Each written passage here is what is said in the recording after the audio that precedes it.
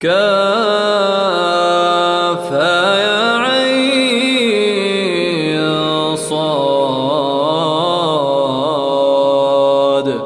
ذكر رحمة ربك عبده زكريا إذ نادى ربه نداء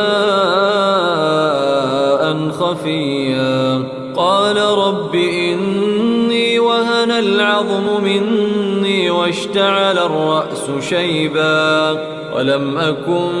بدعائك رب شقيا وإني خفت الموالي من ورائي وكانت امرأتي عاقرا فهب لي من لدنك وليا يرثني ويرث من آل يعقوب واجعله رب رضيا